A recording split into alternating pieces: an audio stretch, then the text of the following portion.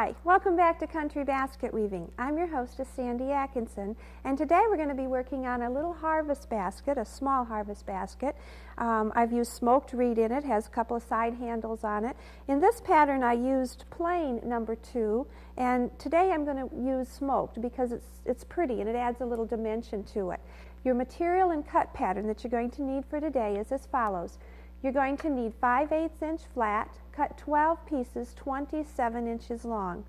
You're also going to need number 2 round, number 2 round in the smoked, number 4 round smoked, 5/8 inch ash, 1/4 inch flat oval, 1/2 inch flat oval, number 3 seagrass, 2 double notch side handles that are 2 by 5 inches, and 2.5 millimeter cane.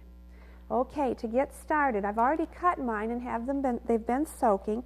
And on this first piece, on 6 of the pieces, I want you to mark in the center. Here's my center line here. And I want you to mark 1.5 inches from the center, and then again at 3 inches from the center.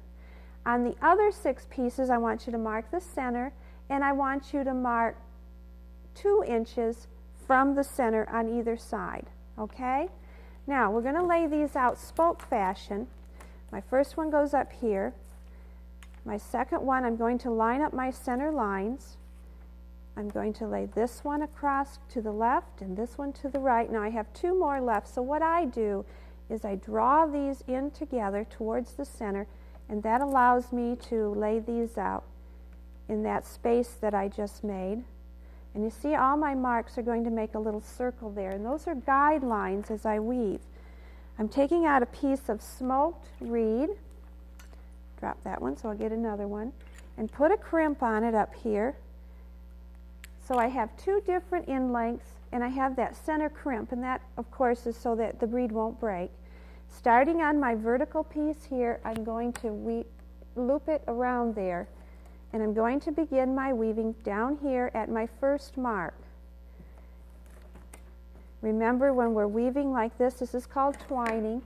My left one goes around and goes underneath the next spoke. Then this one becomes my left one. And that's going around.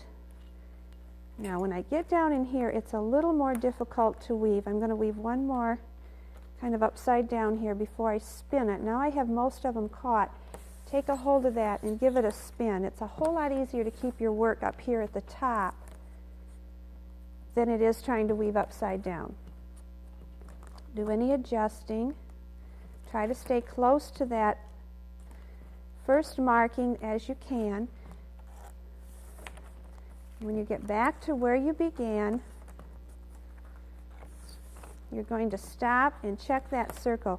We want it to be nice and smooth, a nice round circle, because if it's not, it's going to make the whole base look real crooked, and we don't want that to happen. So take a minute, come back and adjust everything, and then continue on. And I'm going to weave 3 rows, and it is kind of tight in here. You can see I'm having a little bit of trouble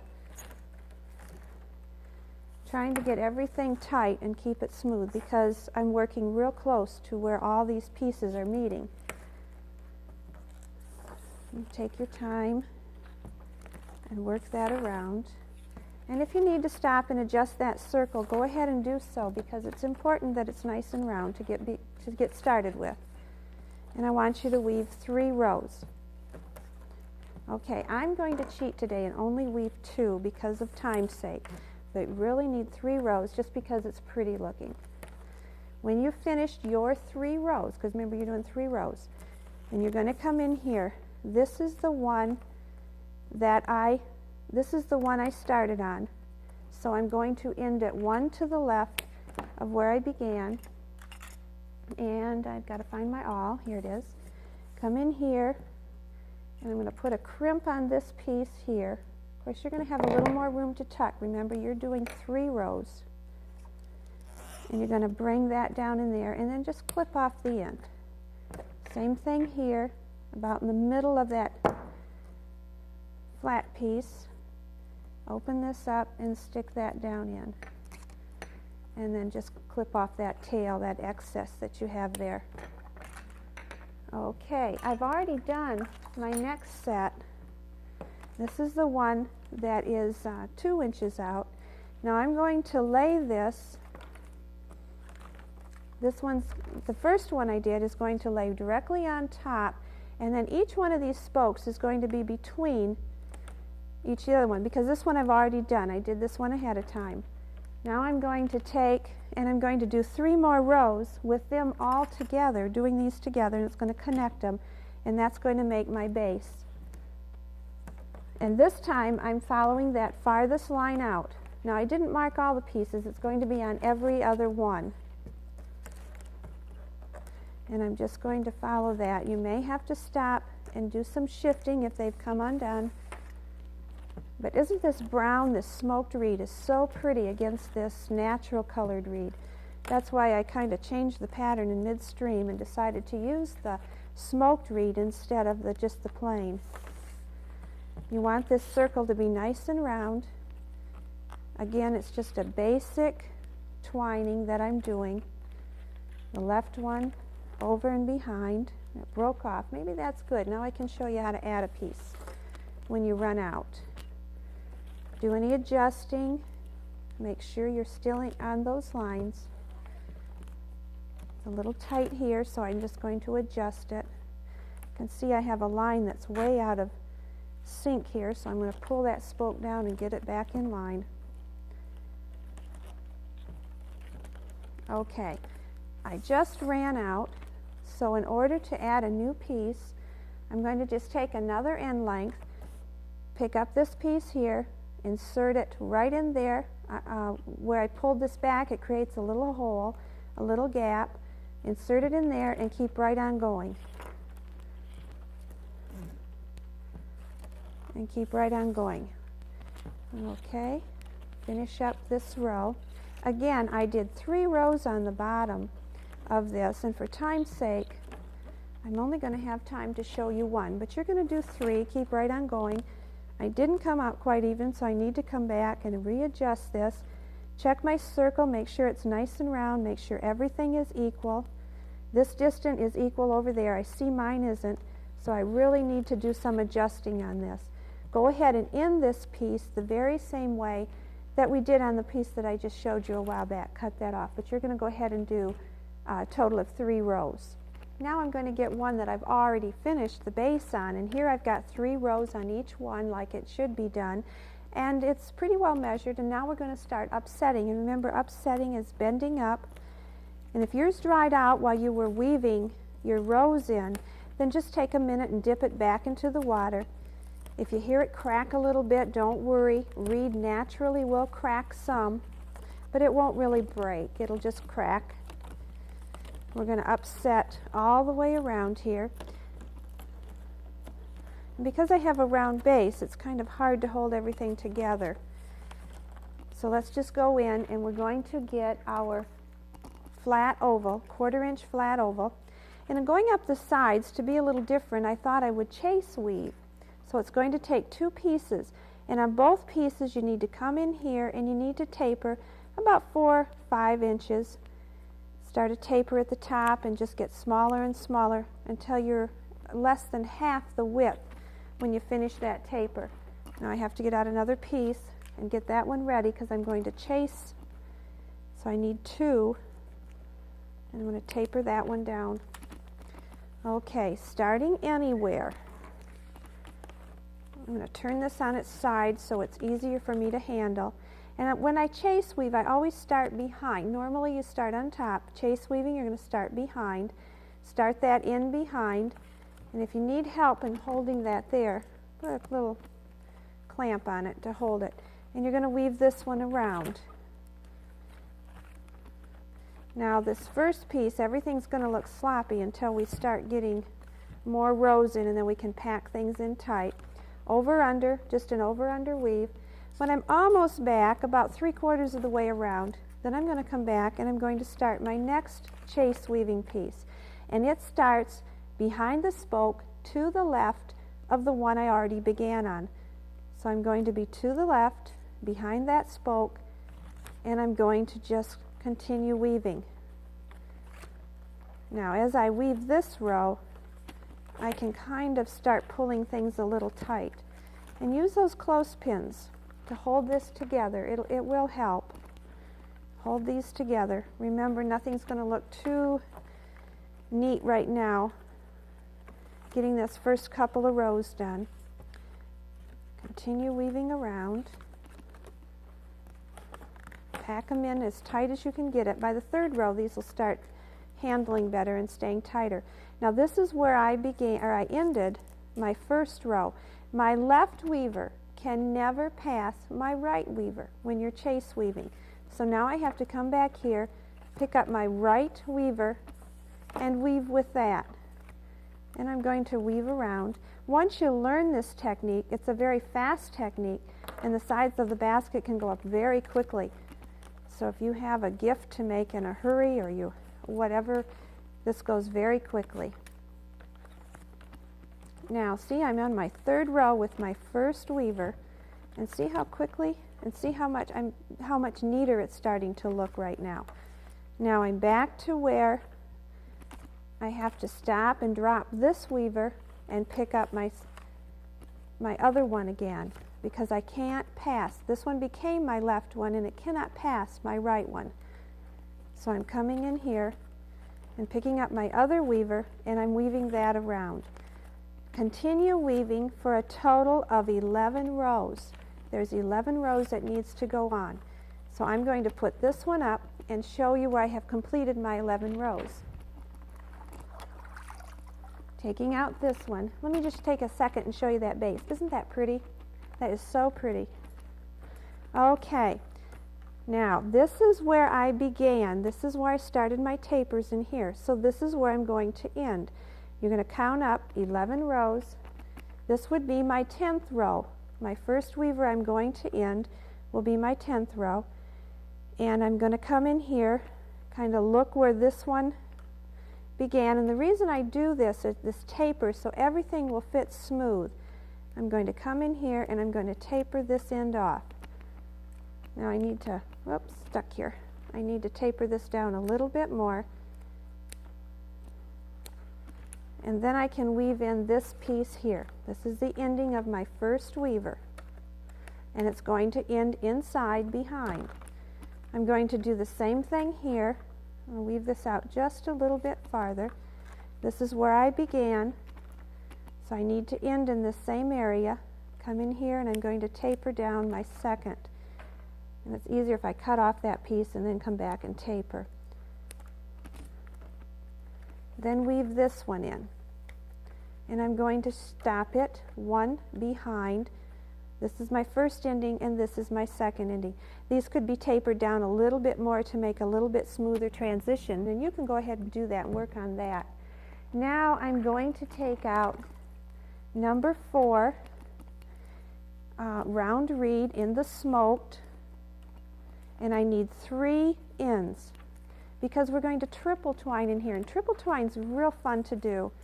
And if you're real adventuresome, try 4 lengths, and that's called 4-rod wale. But triple twine is what I'm using today.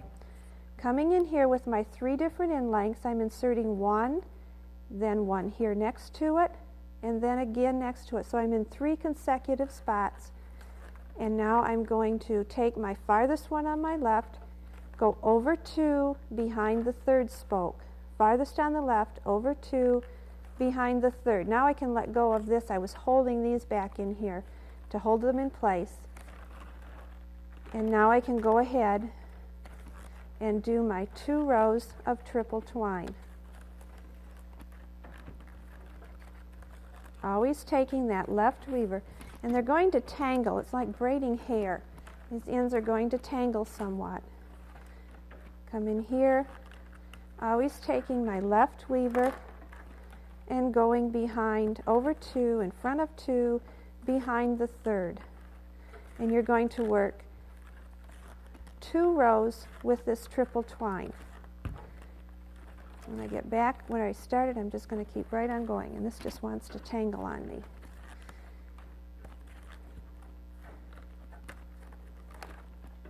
Okay, so you're going to go ahead and work 2 rows on that.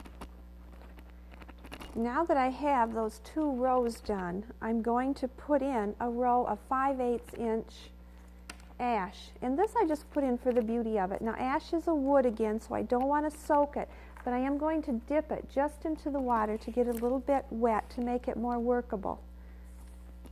And as I work it, see, I have a break right here. Ash does that.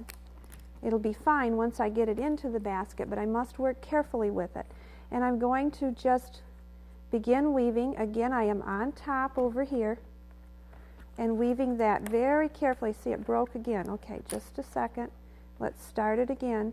Instead of bringing, like with reed, and bringing it up and over, I really should be pulling my spoke out to it. And then I can work that down. So I'm working every other spoke because it's a basic basket weave. And then just pull that down. See how nice that fits in there? After you get this row of ash done, you're going to do 2 more rows of the triple twine with the number 4 round up here. And then you're going to do 8 rows again of your chase weaving, and then 3 rows of your number 2 round. And I'm going to show you that next. Here I already have that done. And it's been in soaking.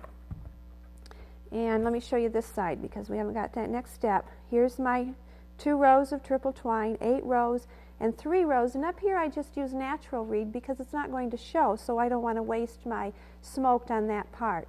Then we're going to cut and tuck, and we've done this before. I've got them all done except 3. I'm going to bend this down. I'm going to come in here. I'm going to try to hide that end so I can cut that off a little bit. Skip over my twining and come in here, pull out my weaving of my flat oval, and just tuck that down inside there. Now that one fit down in there pretty good. I see it's off a little bit, so I need to come in here and just push that over. Okay? And then I'm going to do that on these. If you have trouble fitting some of these in, come in here and take off a little bit of this on the edge. So it makes it a little slimmer. It'll fit down in there a little bit easier for you. Just a little trick that will kind of help you out. Okay. That one needs adjusting. Come in here, and I'm going to do the same thing with this one so I can do it a little quicker for you. You've still got a lot of support on that for tucking. And tuck it down in there. Now if they slid off, you can come around this side. On here I've got a little bit of where it bent and it broke a little bit. It won't hurt it at all, but just come in and clip that off. Now we're going to put on our rim. Get ready for that. I'm going to come in here and I'm going to taper down about 2.5, 3 inches. Whoa, that came off really nice. It's been soaking a while. And I'm going to place this on here. Before I do that, though, I need to add my handles. And here are my little 2 handles here. These are made out of oak. You may have to sand them down a little bit. And starting anywhere, picking out anywhere here, I need a tool. I'm going to lift this up here and slide that right in there. Come over here, skip a spoke, pick up over here, and slide that right down in there. Oops. Work back and forth so you don't break your handle. Okay, now I'm going to take that out and I'm going to move it. I'll tell you why. Did you see how it was showing here? I want it to be underneath this 5/8 inch. I don't want those ends to show. So I'm going to pull it out, move it over a spoke. Here we go. This way it slides under that ash so that these ends don't show, and it's going to make a much prettier basket.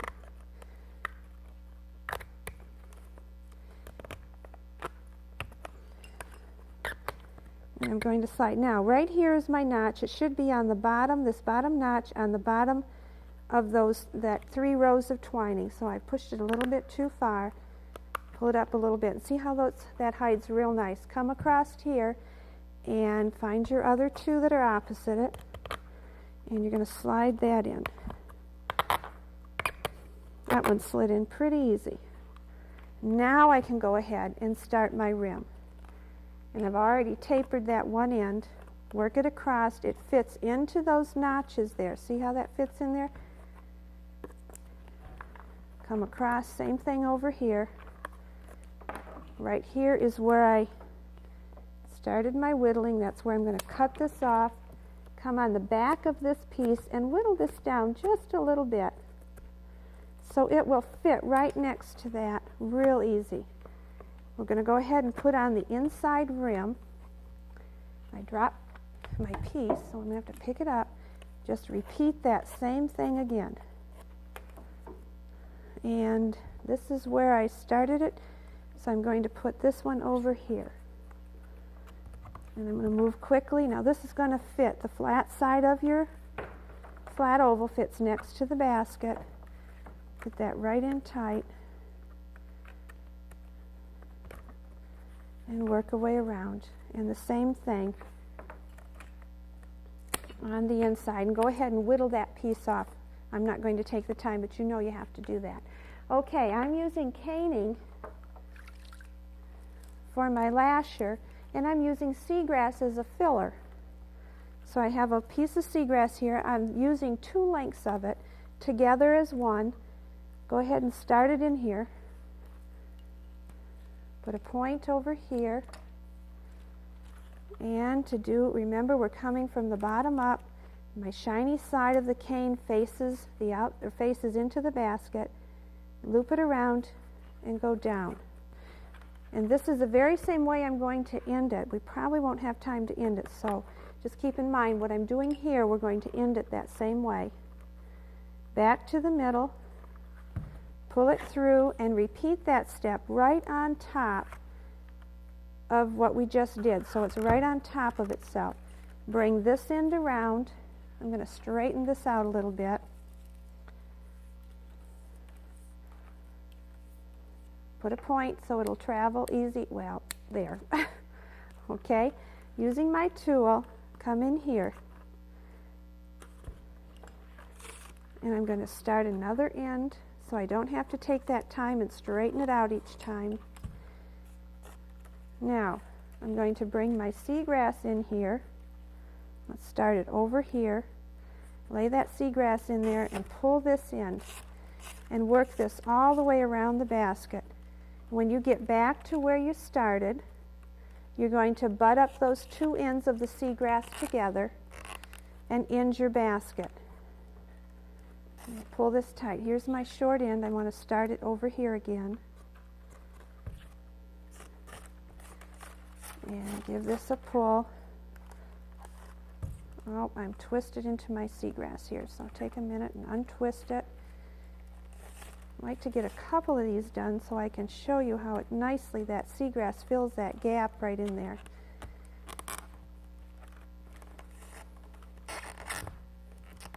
Okay, now I would, because I've doubled this end, I would go ahead and clip this and clip one a little bit shorter so they can butt up in there when you get done and end that. And then bring the seagrass inside the handle there. On this one, I double lashed it so that I had the X on it. When I got back around to where I started, I simply doubled back, went back into the very same hole down in here, came back, and again I was at where we began, and then I just simply ended it the very same way I started it, because that locks it in there good and tight. Makes a pretty little basket. I think this is just one of those really ones that you really like a lot. Next week we're going to be working on a double wall basket, and it has an outside wall. Again, I've just used a basic twill. Inside it has another pattern and has a dyed bottom on inside, and on the outside it's plain. This is another fun one to make. I think you'll really enjoy it. We'll look forward to seeing you next week. Take care. Bye-bye.